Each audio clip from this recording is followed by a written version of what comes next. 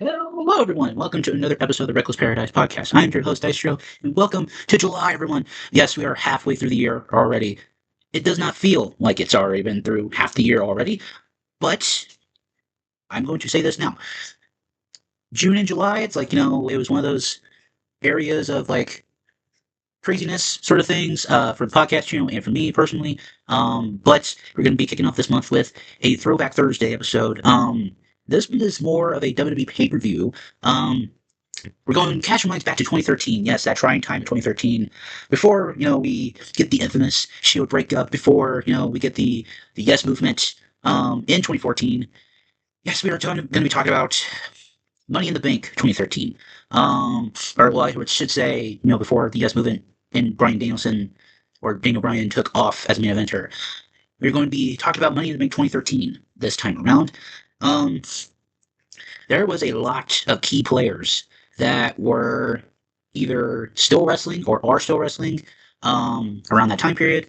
And if you can think about it, it's like, the main event level scene was, conquered by Dolph Ziggler, Alberto Del Rio, Randy Orton, Daniel Bryan, CM Punk, some bigger names. And this is like way before Punk has left the building and, goes away for 7 long years.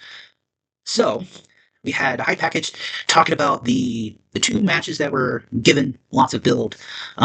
Cena and Mark Henry, and then the Raw All Star Money in the Bank ladder match that was the main event of that evening. Kind of sad to see that the SmackDown's Money in the Bank ladder match didn't get a lot of build.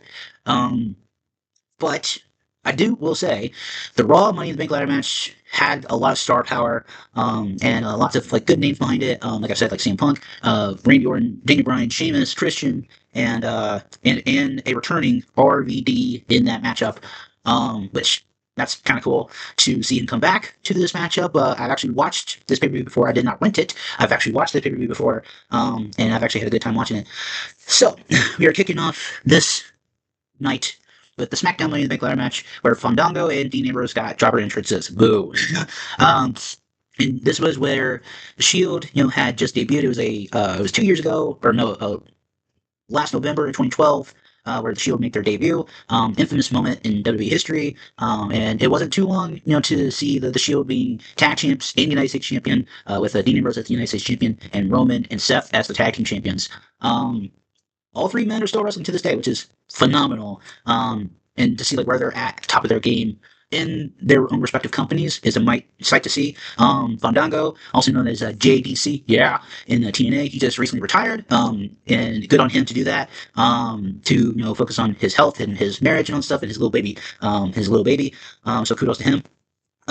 Huge reaction for Dean Ambrose, by the way. It was like maybe like one of the dark horses to win that whole thing, which I would have popped huge if like Dean had won the Money in the Bank ladder match just like a few short months after being on the main roster and winning Money in the Bank. He would have had to face John Cena though, which is kind of like ooh, well, actually at that time I would say it would have been Alberto Del Rio, but I really don't know how that would have worked. Because it would have been heel versus heel. Just saying. Jack Swagger and Cesaro out here. Jackie Swags. He was wrestling, but then now he's a MMA fighter, I think, right now. Or no, power slap person. Tony Cesaro, Claudio Castagnoli, still wrestling to this day. Good to see. He's a huge specimen. I wish at that time period, he would have been pushed a little bit more like he was in 2014. Apparently, according to Paul Heyman, Cesaro was like destined to have a bigger push, but it was just one of those things where it's like timing and this, that, and the other, and all that stuff. So got short end of the stick there. Damian Sandow and Cody Rhodes round up the rest of the field here. It's funny because like I've actually seen Damian Sandow or Aaron Rex or whatever he goes by now in NWA, and he's managing. Which is like, man, how the mighty have fallen. Because like he was a former tag team champ with Cody, or in this. I think he was a former IC champ. I can't remember. I know he was like an Impact like Grand Champion, or something like to that ilk. But yeah, it's so crazy to like see him like in this matchup. And Cody Rhodes is still wrestling to this day too. Also on pre-show, they had Shield versus Usos, and I think it ended at DQ, or that they were just straight up just beat the Usos. They do kind of be a major factor in this matchup later on. But we had Cesaro and Swagger just throwing people around hither yonder. Ambrose Ambrose was, I read in this, like, Ambrose was the favorite to win, which, I mean, that's true. That's true. Fandango, though, credit to the guy for being innovative. And also, I forgot to put Wade Barrett out here, too. I forgot, I'm sorry. Fandango slingshot leg drop onto Barrett while Barrett had a ladder on top of him. That was a crazy spot there. Put Swags, took down Wade, and then, but Cesaro, like, hits him with the Swiss uppercut, or called Swiss Death. Dean gets a good shine, and then takes Swagger down with a DDT. And it's funny, I put in my notes, it says many years later, Cesaro and Dean, or Claudio and Moxley, teaming up together. A cool, crazy spot was Cody hits a muscle buster on Cesaro onto a ladder, which that was a cool little spot, little sequence there.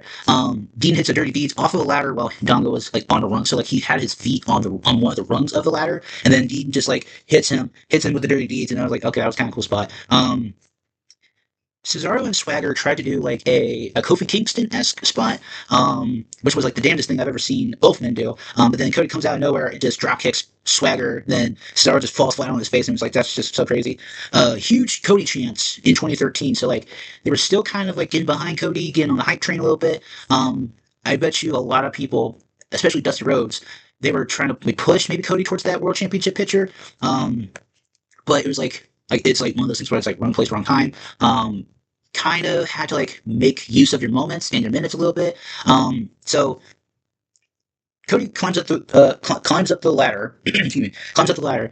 He is about to reach the briefcase. The Shield come out, help Dean, and then the Usos come out, and then they attack. They all brawl. The Real Americans, Swagger and Claudio, or Swagger and Cesaro, they're all brawling with like the Shield and the Usos. Dean's on the ladder. Cody pushes him over. Huge dive from Dean onto all the pile on the outside.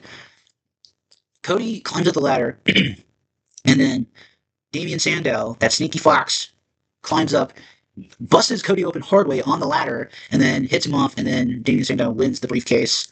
And I think it's one of those things where it's like, I think it was like one of those social experiments, like, okay, like, let's just see how we can push Damian Sandow.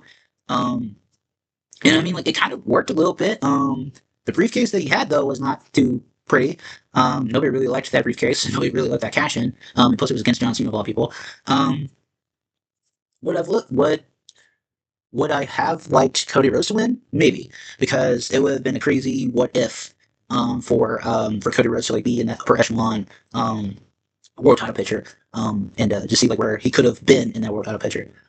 So they had a segment where it was the new Raw GM was coming out, and and it was Brad Maddox, or Maddox, whatever. And he was announced the new Raw GM, and I think it was funny that Justin Roberts called him Jeff, or no, Brad Maddox. He gets Justin Roberts' name wrong and calls him Jeff, which this was a huge boring segment. Gets the crowd to chant, talk about Vicky and calling her fat and all that stuff. It was just a huge boring segment, to be honest with you. No, the next matchup was on this card. It was Curtis Axel versus The Miz, in a IC title match. And all I could think of was what could have been for Curtis Axel, because calling back to that Paul Heyman interview with Chris Van Vliet that I was talking about with the Cesaro thing, Curtis Axel was not meant to be a Paul Heyman guy. He didn't have good promos, but it's like if you put him with Paul Heyman, Paul Heyman can give you a good promo, and maybe it can legitimize you as more of a main event player. That's not the case for Curtis Axel. That's not really the case. So there wasn't really much to write in this matchup. It was like basic like Raw TV title match sort of thing, and the crowd was very kind of quiet for this match, which kind of sucks. But the one thing that I was kind of pissed off about, Curtis hits the perfect clutch, which was his dad's own move. Miz kicks out of it. Like, what the fuck? Like, that's Curtis Axel's dad's own move, and he's passed away by this point. So you're basically burying their perfect plex. Keep that in mind. And then Curtis picks Miz up, hits him with that shitty fucking neckbreaker, and then wins the match. That shitty neckbreaker could have been his signature, or his, whatever, his sig, and then have the perfect plex be your finish. That's your own dad's own move. Like, that's basically saying that man's finisher was dog shit if he kicked out of it. Like, the fuck? Like, that was so fucking stupid for Miz to kick out of the perfect plex and then gets hit with a shitty neckbreaker and then loses that clean as a whistle. It was just it was frustrating to me that he kicked out of that. But, in the end of the day, this is the genesis of McGillicuddy, It's just so crazy, man. Um, so we go from that match into a women's title match with AJ Lee versus Caitlyn, Crazy Bitch versus Crazy Bitch, and also Big E. um, I think this is before or after Big E and AJ Lee turn on Dolph Ziggler, um, or something like that. I mean, it was fine. It was like there was some good like back and forth between both ladies and all that stuff, but AJ, to her credit, got that Black Widow in, and Caitlyn looked like she was like shoot knocked out or something. um, on that Widow, I always keep wanting to call it Widow's Peak. It's not Widow's Peak. That's Victoria's move. That's Victoria's move. The Black Widow. Um, and then from that match, we go into a pointless feud. Ryback versus Chris Jericho. Chris Jericho. Okay. And that match got time. It got like close to like 12, 13 minutes, something like that. Which goes to show you, they had some stock, I guess, in Ryback. And I think this is way before they do Rybaxel and stuff too. Which sad state of affairs there. Um, but yeah, Chris Jericho loses clean as a whistle to Ryback. Um, and plus, like the whole point of that match was like I think it was supposed to be like Chris Jericho targeting Ryback's knee, or leg, I should say. And then kind of like just like he powers through it, hits him with shell shocked, and then that's it. Um, then we go to Alberto Del Rio versus Dolph Ziggler. This was like another, I guess, chapter in their rivalry over the World Heavyweight Championship, because Dolph Ziggler the previous year in 2012 cashed in on Alberto Del Rio on Raw, wins the World Championship for the first time, or I guess second time, whatever. And it's a huge, glorious moment, one of the greatest cash-ins of all time. But then Alberto Del Rio, oh, that big old meanie, causes Dolph to like have like I guess severe brain damage from the super kick and the Itziguri and all that stuff. Causes head trauma and all that crap. Um, Not really much to say about that one either. It ends in DQ, which sucks. On a show for Money in the Bank. Boo. And then we go into the semi-main event: John Cena versus Mark Henry. I remember the build to this because this was Mark Henry kind of saying, Mama, I'm coming home because I'm done my time here in the WWE and all stuff. Like I've been down the road and all stuff. I'm a former world champion and all that stuff. And then kind of just saying like, I want to retire. And then John Cena comes out, kind of just like gives him a big hug, I should say. And then Mark Henry in that salmon suit. World Strongest Slams John Cena to hell, and stands tall. Winning kind of like that little mental battle of John Cena. It's crazy that Mark Henry just now, in 2013, is getting a shot at the WWE Championship against John Cena in the semi-main event of a mediocre pay-per-view, I should say. Um, I mean, the match was fine. I think it could have been cut down like 7 minutes maybe or so because Mark Henry, bless his heart, he was put into that position to face John Cena for almost 15 minutes straight. And I mean, like, if you can make a good match within 10 to like 11 minutes or so, like, I think that'd be fine. That would be perfect. But John Cena wins by submission. And then we get to the main event that we've all been waiting for. The Money in the Bank ladder match for the WWE Championship contract, which is Randy Orton, Christian, CM Punk, Daniel Bryan, RVD, and Sheamus. It's like, it was a foregone conclusion who could have won, I think.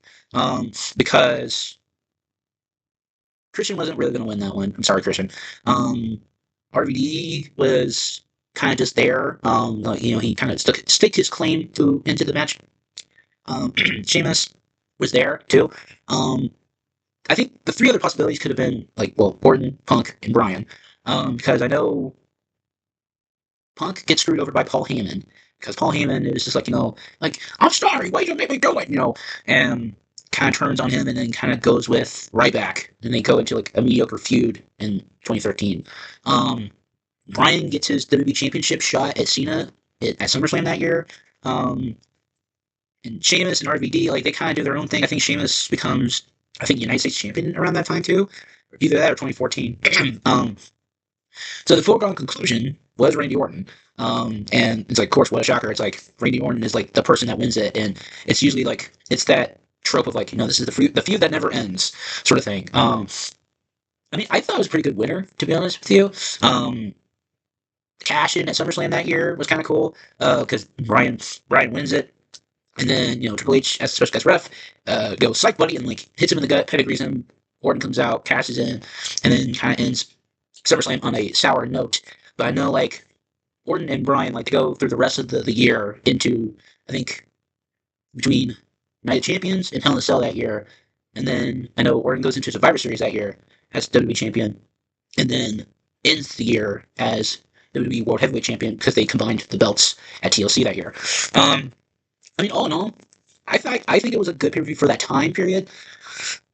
Three of the matches I would say could have just been for Raw or SmackDown. The IC title match, the Divas Championship match, and Ryback versus Chris Jericho, that could have all been for either Raw or SmackDown. To be honest with you, I think it was just filler to put on the show so that they can just say, hey, like we got these matches and all stuff. But I think for that time period, 2013, it's what they could do. Because like they were kind of just coming off the heels around WrestleMania time. Because this is like what? This is July 14th. We are, let's see, like 3 months removed from WrestleMania 29, where they did the "It Begins Again" sort of thing, like twice in a lifetime thing. Um, yeah, I think this was actually a pretty good pay per view. The buy rate was 223,000 buys, and I guess we could all say probably because of RVD. um, so. If you made it to the very end of this video, please make sure to follow us on all social media links in the description below, which will take you to a link page, which will take you to our Instagram pages, Twitter pages, podcast, Reddit pages on there, my even YouTube channel is on there. And tonight's song of the night is going to be Seether, and it is going to be Gasoline, off of the first debut album, Disclaimer, coming out in 2002. And yeah, I think that's it. Hopefully, I guess the rest of this month will be a good month for everybody. And I will see you all next Thursday. Peace.